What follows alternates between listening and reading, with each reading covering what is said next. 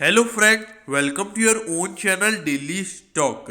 तो इस वीडियो में हम बैंक ऑफ बड़ौदा के क्वार्टर 3 के रिजल्ट्स के बारे में जानेंगे और ये भी जानेंगे क्या रिजल्ट्स के बाद क्या आपको इसमें निवेश करना चाहिए। तो ये पूरी जानकारी आपको इस वीडियो में मिलने वाली है, तो आप इस वीडियो को एंड तक जरूर देखिएगा। और दोस्तों, अगर आप रोज इसी तरीके की अपडेट चाहते हैं तो आप हमारे चैनल को सब्सक्राइब कर सकते हैं। आपको रोज इसी तरीके की अपडेट हमारे चैनल के ऊपर मिलती रहेगी और मैं होप करूंगा कि आप हमारे चैनल को सब्सक्राइब जरूर करेंगे।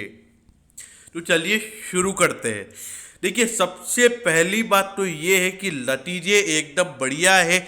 जो बैंक ऑफ बड़ौदा जो कि पिछले साल इसी क्वार्टर के अंदर लॉस में था, उसने इस बार मुनाफा, वो कंपनी इस बार मुनाफे में आ गई है। और मेन बात ये है कि आप ये देखिए, 1061 करोड़ का कंपनी का नेट प्रॉफिट निकल कर आया है, जो कि बहुत ही बढ़िया प्रॉफिट है। अब इसी साल, मतलब पिछले साल इसी क्वार्टर के अंदर बैंक को 1400 करोड़ के लगभग का घाटा हुआ था। जब आप देख सकते हैं कि रिजल्ट कितने बढ़िया आए हैं। क्योंकि अधिकतर क्या होता है कि अगर बैंक घाटे में चल रहा है तो घाटा कम हो जाता है तो उसको भी अच्छा माना जाता है, लेकिन यहाँ पर घाटा कम नहीं, सीधा बैंक मुनाफे में आ गया है। तो ये एक बहुत ही बढ़िया बात है और बैंक के लिए ये बहुत ही बढ़िया बात है और रिजल्ट एकदम बढ़िया आए हैं और जितने एक्सपेक्टेड थे उससे कई गुना बेहतर ये रिजल्ट आए हैं। अब आप ये देखिए, अगर डोमेस्टिक के एडवांसेस की बात करें, डोमेस्टिक एडवांसेस मतलब सिर्फ इंडिया वाले एडवांसेस, तो उसमें 8.31% का ग्रोथ देखने को मिला है। ऑर्गेनिक रिटेल और एग्रीकल्चर के जो लोन्स है वो बड़े हैं और ऑर्गेनिक जो रिटेल के नॉर्मल रिटेल वाले लोन्स है वो 13.78% बड़े हैं, जबकि एग्रीकल्चरल लोन 14.08% के साथ बड़े हैं। तो आप देखिए, जो कंपनी के लोन्स है उसमें एक अच्छा खासा ग्रोथ देखने को मिला है। तो सीधी बात है, जितना बैंक के लोन्स बढ़ेंगे उतना बैंक की जो नेट इंटरेस्ट इनकम है वो बढ़ेगी। तो इससे क्या होगा, बैंक की प्रॉफिटेबिलिटी भी ज़्यादा बढ़ेगी। अब आप ये देखिए, अगर कासा मोमेंटम कंटिन्यूस की बात करें, मतलब कासा रेशियो की अगर हम बात करें, तो इसमें 240 बीपीएस बेसिक पॉइंट्स की अगर हम बात करें तो ये भी 240 पॉइंट्स बढ़े हैं और बढ़कर हो गए हैं 41.20%। तो आप देख सकते हैं कि आपको पता होना चाहिए कि ये इंडिया का number 3rd largest public sector bank है और अगर ओवरऑल देखा जाए तो 6-7 नंबर पर ये बैंक आता है। क्योंकि ये कोई छोटा मोटा बैंक नहीं है और इसका 41% अगर कासा रेशियो है तो ये बहुत ही बढ़िया बात है। क्यों? क्योंकि कासा रेशियो के ऊपर बैंक को कोई इंटरेस्ट नहीं देना पड़ता है, तो ये एक बहुत अच्छी बात है। अब आप ये देखिए, क्रेडिट डिपॉजिट रेशियो वो भी 81.5% हो गया है, जबकि पहले 80.1% था पिछले साल इसी क्वार्टर के अंदर। तो मतलब ये भी लगभग अगर देखा जाए तो 1.4% बढ़ गया है। अब आप ये बोलोगे कि क्रेडिट डिपॉजिट रेशियो क्या होता है। अब देखिए, क्रेडिट डिपॉजिट रेशियो ये होता है कि मतलब बैंक ने क्रेडिट कितना दे रखा है और बैंक में डिपॉजिट कितना है, समझ रहे हो आप। तो ये जितना बढ़ेगा उतना बैंक के लिए बहुत बढ़िया बात है। तो इसीलिए, और अगर आपको ये ब्रीफ में समझना है तो आप कमेंट सेक्शन में जरूर बताइएगा, मैं आपको वो भी बता दूंगा। अब आप ये देखिए, ग्लोबल एडवांसेस जो कि इंडिया के बाहर दिया जाता है वो भी 6.3% बढ़ गया है और डोमेस्टिक रिटेल और एग्रीकल्चरल लोन ये तो मैंने आपको बता ही दिया कि कितने बड़े। तो जो ग्लोबल एडवांसेज है वो भी बड़े हैं, डोमेस्टिक एडवांसेज में भी ग्रोथ है। तो एक तरीके से देखा जाए तो बैंक अभी एकदम बढ़िया पोजीशन में खड़ा हुआ है और बैंक के जो रिजल्ट्स है वो एकदम बढ़िया आए हैं। और इसके ख्याल से, मेरे ख्याल से अभी शेयर में आने वाले 1-2 दिन में आपको तेजी देखने को मिल सकती है। अब ऐसा मैं क्यों बोल रहा हूँ, इसके पीछे एक और रीजन है। अब आप ये देखिए, सेक्टर का पी है 27.41 और ये आपको मिल रहा है 29 के पी रेशियो पर।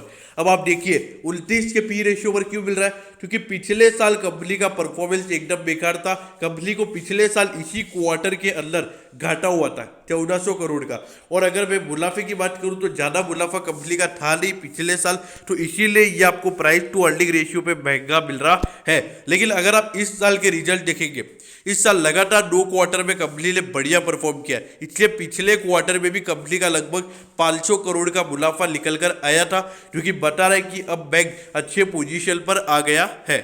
अब आप ये देखिए, price to book ratio, price to book ratio से ये आपको 56% डिस्काउंट में मिल रहा है। मतलब अगर इसके बुक में वैल्यू, इसकी खुद की बैलेंस शीट की बुक में वैल्यू एक शेयर की प्राइस अगर 100 रुपये, तो इसका मार्केट प्राइस अभी सिर्फ 44 रुपीज ही चल रहा है। तो देखिए कितना अंडर वैल्यूड ये शेयर है। और अब ये देखिए इसका मार्केट कैप देखिए 34,122 करोड़ का। आपको पता होना चाहिए कि 2-3 साल पहले इसका मार्केट कैप लगभग 1 लाख करोड़ के लगभग था। तो आप देखिए 1 लाख करोड़ का मार्केट कैप वाला शेयर आपको अभी सिर्फ 35,000 करोड़ के ऊपर ही ट्रेड करता हुआ नजर आ रहा है। अब आप ये देखिए लगातार इसके डिपॉजिट बढ़ रहे हैं। देखिए इसमें तो कोई शक वाली बात नहीं है, क्योंकि हर साल इनकी 10-15 ब्रांचेज और खुलती है तो और कस्टमर बेस बढ़ते, डिपॉजिट तो हर साल बढ़ेंगे ही, इसमें तो कोई शक वाली बात नहीं है। लेकिन अब आप ये देखिए कंपनी की प्रॉफिटेबिलिटी पे डेट लगा हुआ था।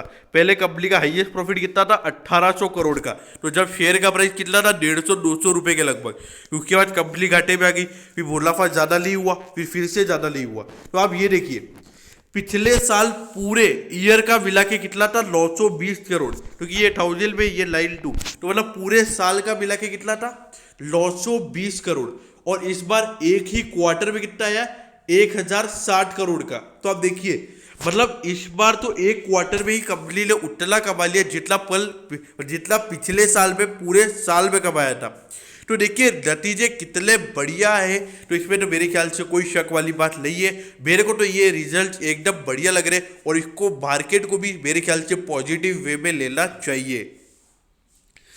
अब आप ये देखिए सबसे पहले इस बैंक को डिपॉजिट और क्रेडिटेबिलिटी की इसको कोई दिक्कत नहीं है। इस बैंक के शेयर के प्राइस को जो दिक्कत थी वो थी इसकी प्रॉफिटेबिलिटी, और वो प्रॉफिटेबिलिटी पिछले 2 क्वार्टर से लगातार होती हुई नजर आ रही है। तो मेरे ख्याल से इसमें अभी भी वैल्यू बाकी है। अब आप ये देखिए जब इसका साल में 1800 करोड़ का ये मुनाफा करती थी ये कंपनी, इसलिए ऑल टाइम हाई कितना बनाया था 206 का। कितने का ऑल टाइम हाई बनाया, इसलिए 206 का, जब ये मुनाफा एकदम बढ़िया करती थी। तो अब इसका मुनाफा वापस से बढ़ने लग गया है, अब ये फिर से इसका बढ़िया मुनाफा होने लग गया तो ये एक बहुत बढ़िया बात है। तो मेरे ख्याल से अगर ये बैंक आने वाले 2 से 3 साल और ऐसा परफॉर्म कर गया तो आपको ये शेयर आराम से अपना ऑल टाइम हाई काटता हुआ नजर आएगा और आराम से आपको इसमें 200% के रिटर्न मिल जाएंगे। मेरे ख्याल से लॉन्ग टर्म इन्वेस्टर्स को इस शेयर में जरूर निवेश करना चाहिए। देखिए मैं तो इसके अंदर जरूर खरीदारी कर रहा हूँ और डिप में तो खरीद ही रहा हूँ। और हाँ, ये वैसे भी 100 रुपये तक भी अगर आप इसको लेंगे तो भी ज़्यादा महंगा नहीं है, क्योंकि ये जिस तरीके से अभी लगातार ये परफॉर्म कर रहा है, जिसका जो कस्टमर बेस है उस पर कोई सवाल नहीं उठता है। इसका एक क्वेश्चन था, वो था इसकी प्रॉफिटेबिलिटी। इसकी प्रॉफिटेबिलिटी पे डेट लगा हुआ था और प्रॉफिटेबिलिटी अब इसकी लगातार बढ़ने लग गई है। तो मेरे ख्याल से ये एक बहुत ही बढ़िया बात है। तो इसीलिए बैंक ऑफ बड़ौदा को लॉन्ग टर्म इन्वेस्टर्स को जरूर लेना चाहिए और शॉर्ट टर्म इन्वेस्टर्स को तो वो भी इसके अंदर निवेश करना चाहिए। मेरे ख्याल से जिस तरीके से इसके रिजल्ट्स आए हैं तो आपको ये आराम से अभी 80-85 रुपीज़ तक जाता हुआ नजर आ सकता है। तो मैं होप करता हूँ कि बैंक ऑफ बड़ौदा के Q3 के रिजल्ट के बारे में आपको सब कुछ पता चल गया होगा। अगर आपको रिजल्ट के बारे में सब कुछ पता चल गया हो और इसके अलावा अगर आपको कोई डाउट भी हो तो आप उसके रिगार्डिंग कमेंट कर सकते हैं, मैं ज़रूर आपके कमेंट पर रिप्लाई करूँगा। अगर आपको वीडियो अच्छी लगी हो तो प्लीज़ वीडियो को लाइक कर दीजिएगा। और हाँ, अगर आपको रोज़ इसी तरीके के कंटेंट चाहिए तो आप हमारे चैनल को सब्सक्राइब कर सकते हैं। आपको रोज़ ये सारी अपडेट फ्री ऑफ कॉस्ट हमारे चैनल पर मिलेगी। Okay, thank you, have a nice day.